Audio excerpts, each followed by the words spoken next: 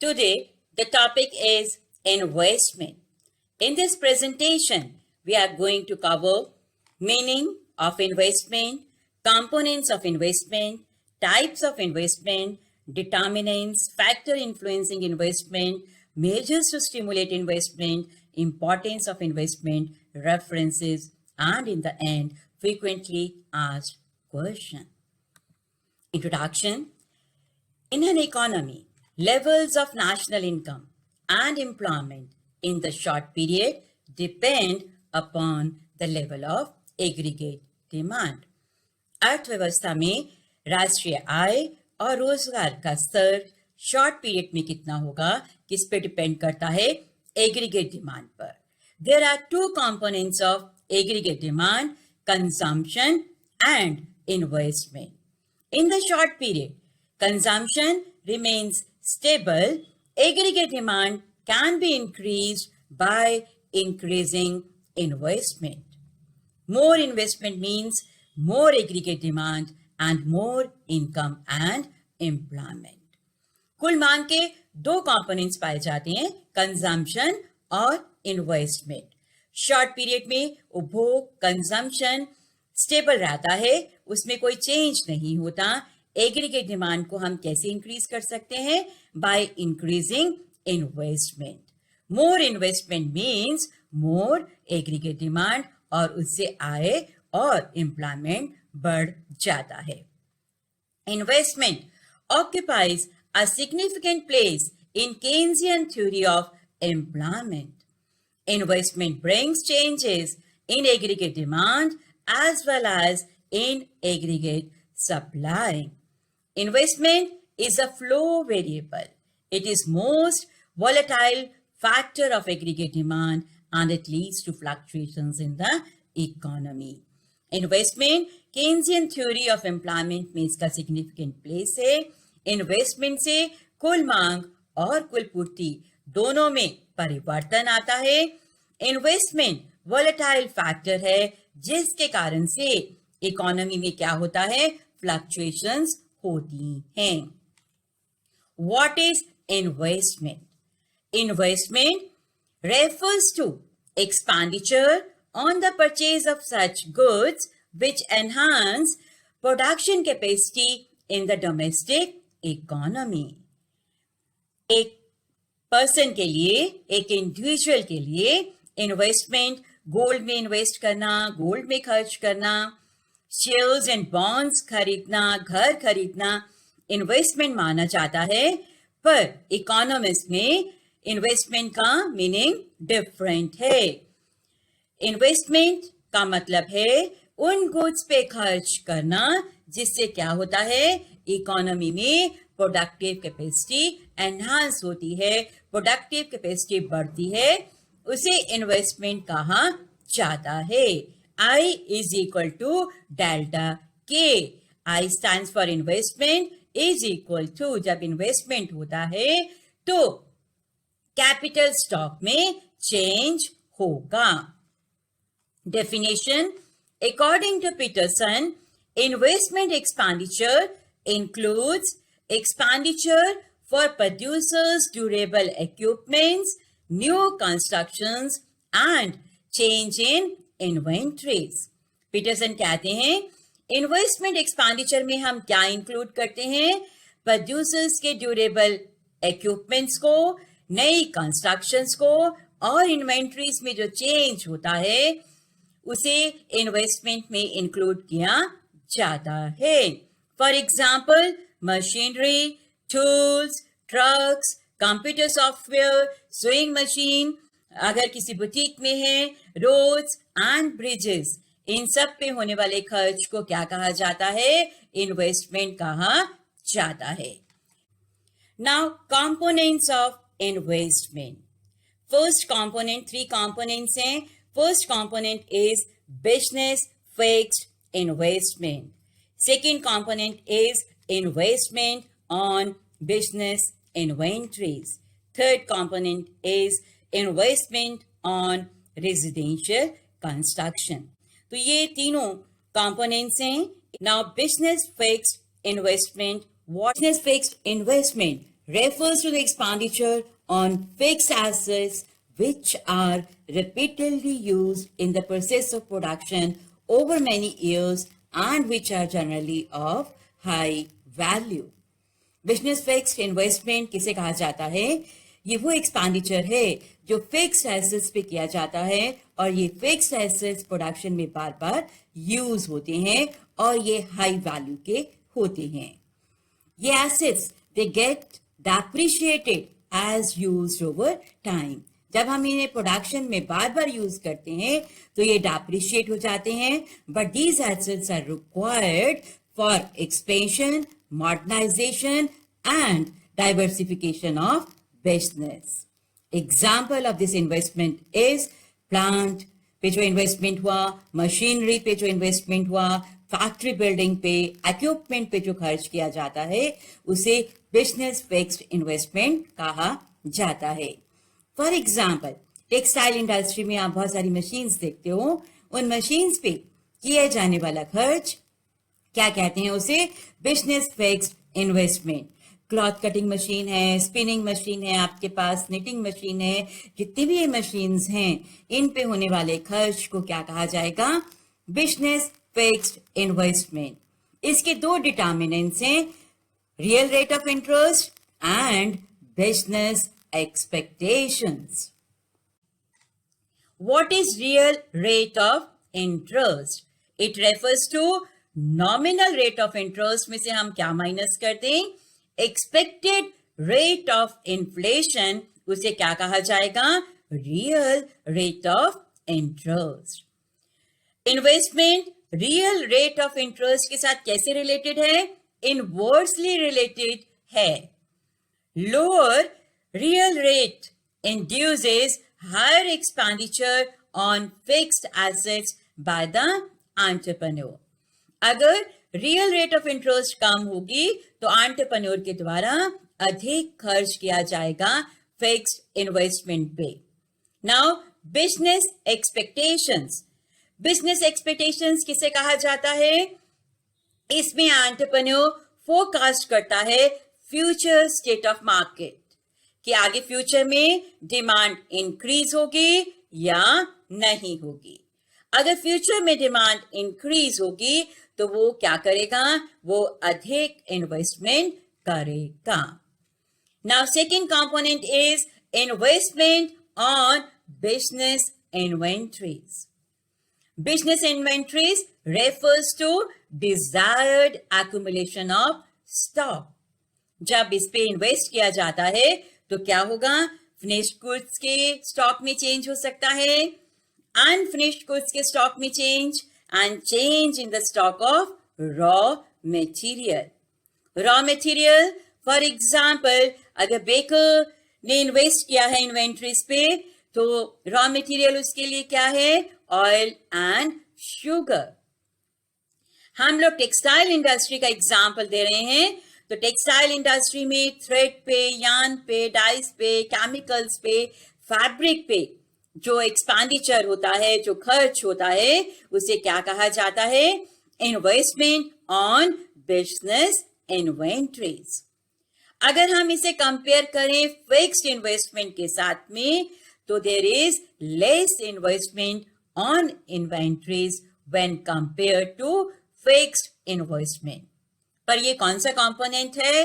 Most volatile component है.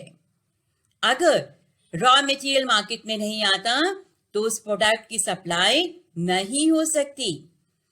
Pandemic के कारण से अगर स्पेयर पार्ट्स बाहर से नहीं आ पाए तो बहुत सारे प्रोडक्ट्स की सप्लाई भी नहीं हो पाई.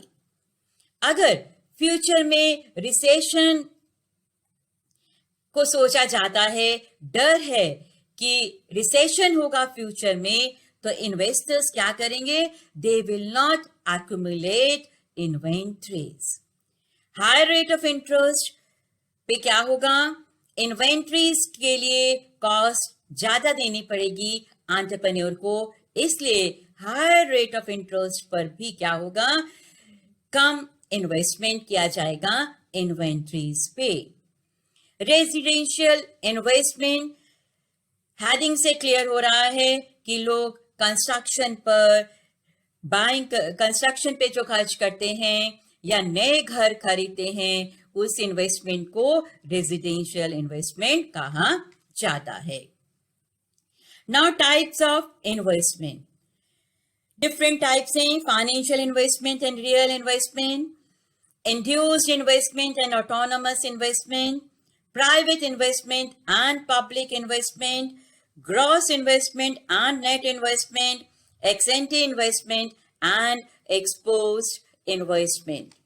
Now financial investment and real investment. Financial investment, it refers to expenditure on purchase of stock and shares of existing companies. Companies already हैं, उनके शेयर्स इन स्टॉक्स जब खरीदे जाते हैं तो उसे फाइनेंशियल इन्वेस्टमेंट कहा जाता है।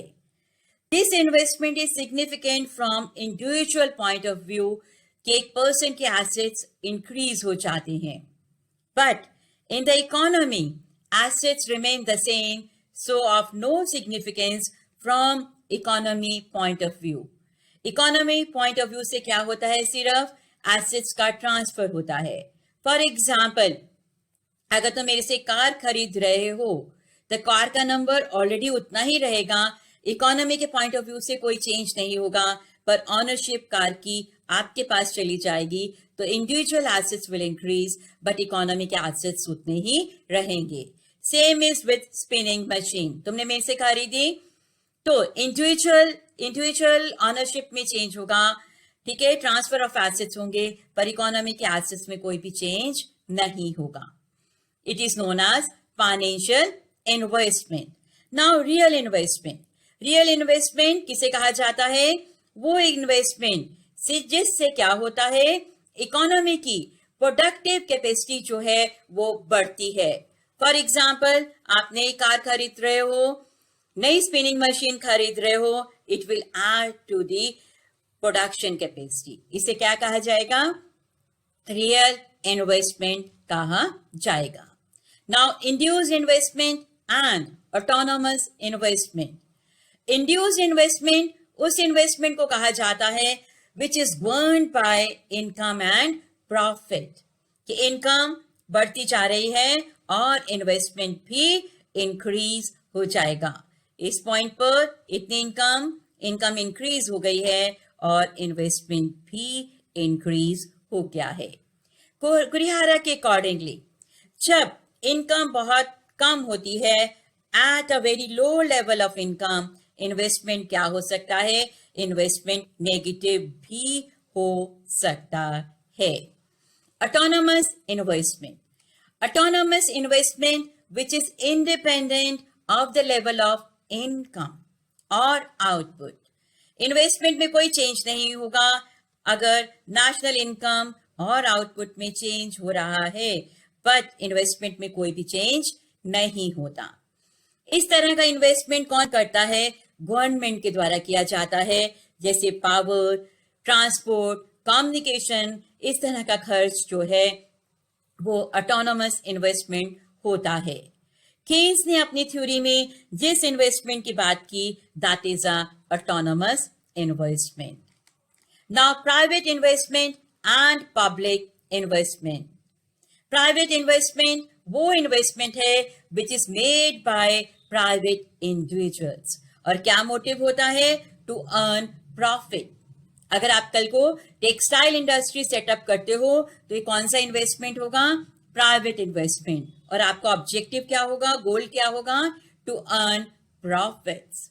ये इन्वेस्टमेंट दो फैक्टर्स पे डिपेंड करता है, marginal efficiency of capital and rate of interest पर डिपेंड करता है। एंटरप्रेन्योर, प्रोड्यूसर किसको कंपेयर करेगा, marginal efficiency of capital is greater than rate of interest.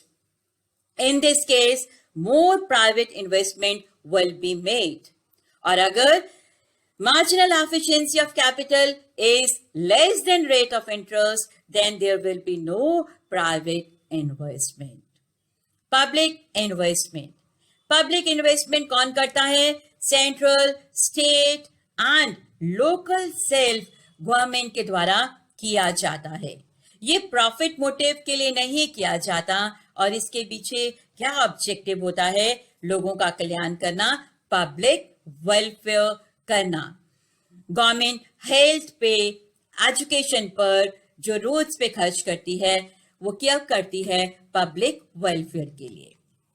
Gross investment and net investment, the total expenditure incurred on capital goods at any given time in an economy is called gross investment. किसी दिए गए समय पर अर्थव्यवस्था में कुल निवेश पे जो खर्च होता है उसे ग्रॉस इन्वेस्टमेंट कहा जाता है। Gross investment net investment plus replacement investment होता है। रिप्लेसमेंट इन्वेस्टमेंट किसे कहा जाता है? Replacement investment is made to maintain stock of capital at the existing level.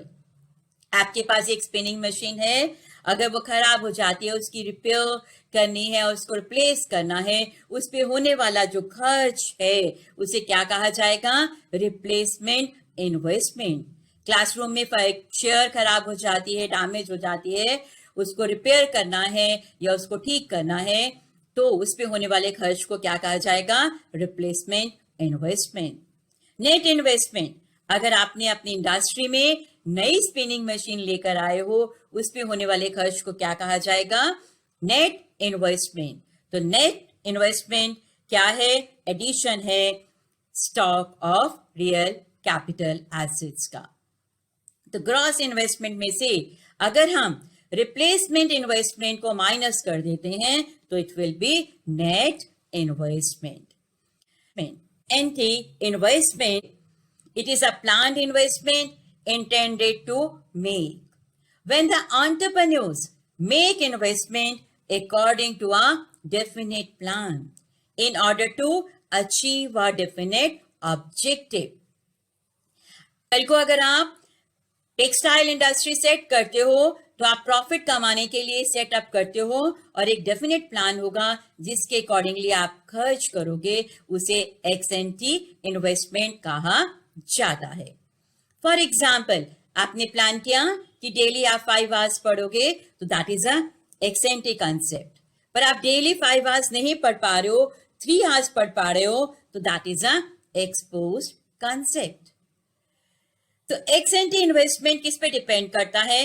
Anticipated increase in demand, कि कल को डिमांड अधिक हो जाएगी, टेक्नोलॉजी में इंप्रूवमेंट होने पर कॉस्ट ऑफ प्रोडक्शन कम हो जाएगी, तो इन फैक्टर्स से ये डिपेंड करता है।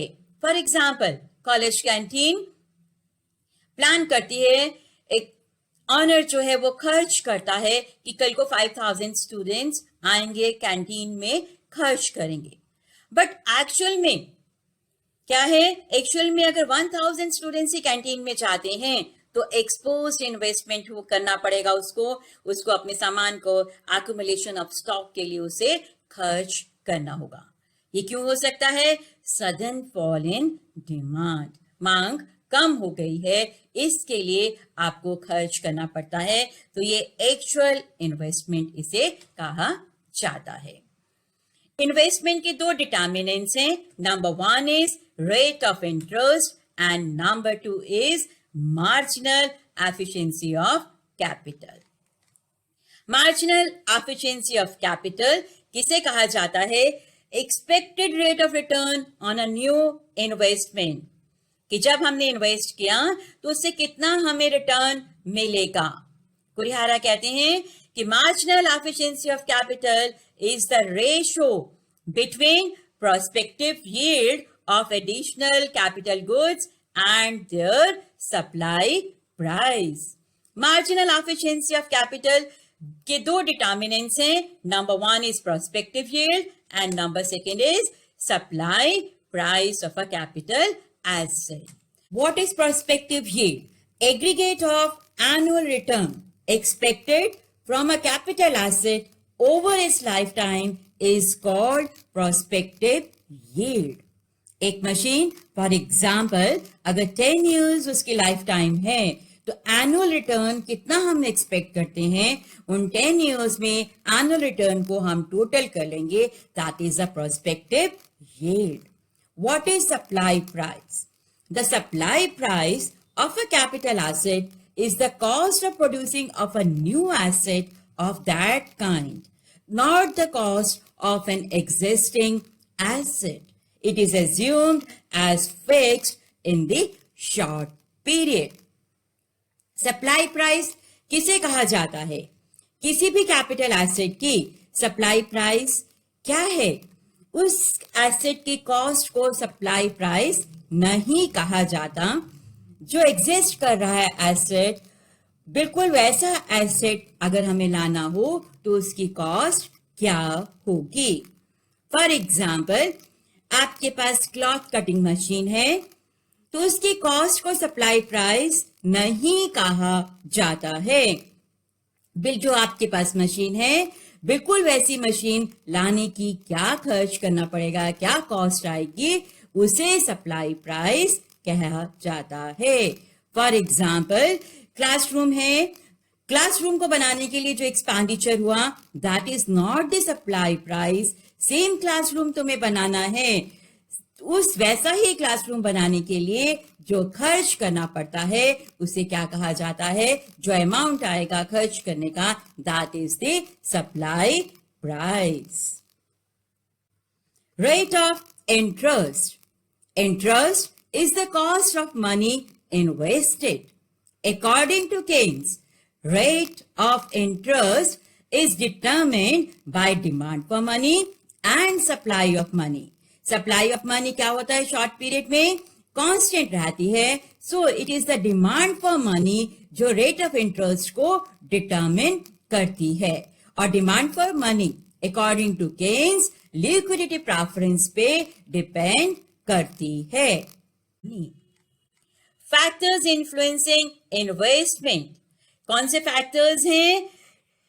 Number 1 is technological advancement and innovation, discovery of natural resources, aggregate demand, government policies and environment, foreign trade, availability of finance and factor inputs. अगर टेक्नोलॉजिकल एडवांसमेंट ज्यादा होगी तो volume of investment will increase tremendously. तुमने देखी होंगी innovations, computers, cars, mobile, dishwashers, washing machines की innovation से क्या हुआ है? It has led to increase in investment. Next is discovery of natural resources. जब नए सोर्सेज मिलते हैं, for example minerals and petrol के, तो उस कंडीशन में क्या होता है? Investment increases. गवर्नमेंट पॉलिसीज कैसी हैं? Monetary and fiscal policies.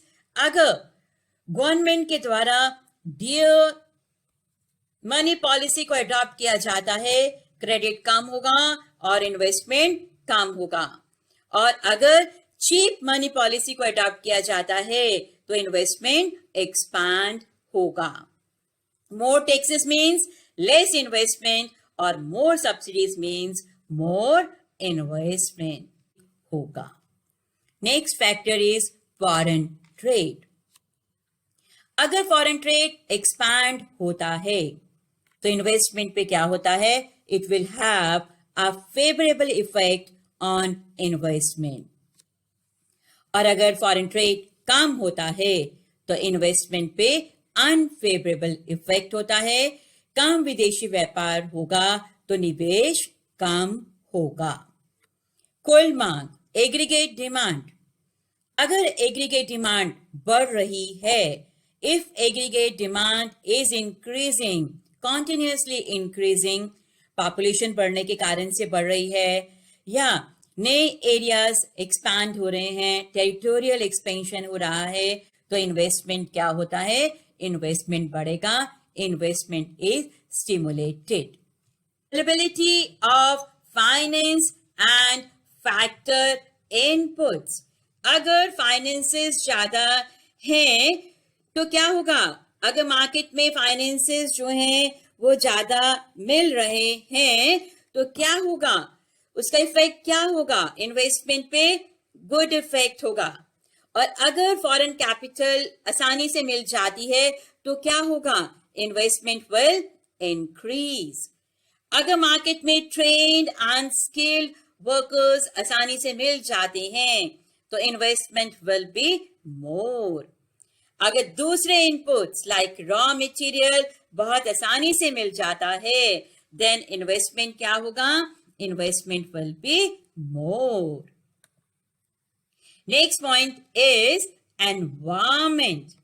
अगर इकोनॉमी में एनवायरमेंट पीसफुल है तो इन्वेस्टमेंट क्या होगा? उसका इन्वेस्टमेंट पे अच्छा इफेक्ट होगा। अगर बिजनेस कम्युनिटी ऑप्टिमिस्टिक है तो इन्वेस्टमेंट पे उसका अच्छा इफेक्ट होगा, फेवरेबल इफेक्ट होगा। और if there is a tendency to increase in prices तो इन्वेस्टमेंट विल बी मोर। अगर मार्केट में कंपटीशन ज्यादा है तो इन्वेस्टमेंट पे उसका अच्छा इफेक्ट होगा, और अगर कंपटीशन कम है तो उसका अनफेवरेबल इफेक्ट होगा। एग्जिस्टिंग स्टॉक ऑफ कैपिटल अगर मार्केट में पहले से ही ज्यादा है तो little investment will be made. Measures to stimulate private investment. Investment को हम कैसे इंक्रीज कर सकते हैं? तुमको क्लियर हो गया कि रेट ऑफ इंटरेस्ट को कम करके हम इन्वेस्टमेंट को बढ़ा सकते हैं। टैक्सेस को कम करके investment can be increased. Policy of ways cut. जब हम वेजेस को कम करेंगे कॉस्ट ऑफ प्रोडक्शन कम हो जाएगी और इन्वेस्टमेंट अधिक होगा क्योंकि प्रॉफिट्स ज्यादा हो जाएंगे। पर लॉर्ड केन्स ने कहा वेज कट करने पर वर्कर्स की इनकम भी कम हो जाती है, डिमांड भी कम हो जाती है, इसलिए वेज कट होने पर इन्वेस्टमेंट ज्यादा नहीं होगा। सरकार के द्वारा अधिक खर्च किया जाता है तो इन्वेस्टमेंट भी अधिक होगा। Minimum support policy, price support policy. तुमने देखा होगा फार्मर्स के लिए मिनिमम प्राइस को अनाउंस किया जाता है। इससे फार्मर्स को मोटिवेशन मिलती है कि जिन क्रॉप्स के लिए उनको मिनिमम प्राइसेस मिल रही हैं उन क्रॉप्स का वो प्रोडक्शन करें, उन क्रॉप्स की वो कल्टीवेशन करें। अगर इकोनॉमी में एक अधिकार पाया जाता है, मोनोपोलिस्टिक टेंडेंसीज पाई जाती हैं, तो उसे अगर एबॉलिश कर दिया जाता है तो न्यू फर्म्स एंटर करेंगी और प्रोडक्शन ज्यादा होगा। न्यू फर्म्स जब एंटर करेंगी तो इन्वेस्टमेंट भी अधिक होगा। रिसर्च के प्रमोशन से इन्वेस्टमेंट ज्यादा होता है। Pump priming investment. जब प्राइवेट इन्वेस्टमेंट अधिक नहीं हो रहा है ऐसे में सरकार के द्वारा जो खर्च किया जाता है उसे पम्प प्राइमिंग इन्वेस्टमेंट कहा जाता है। ये प्राइवेट इन्वेस्टमेंट को एनकरेज करने के लिए किया जाता है। Now importance of investment. Number 1 is determination of income and investment. Increase in investment results into an increase in output, and जब आउटपुट बढ़ता है तो इकोनॉमी में इनकम और एम्प्लॉयमेंट भी बढ़ेगी। सेकेंड वोलेटाइल फैक्टर है।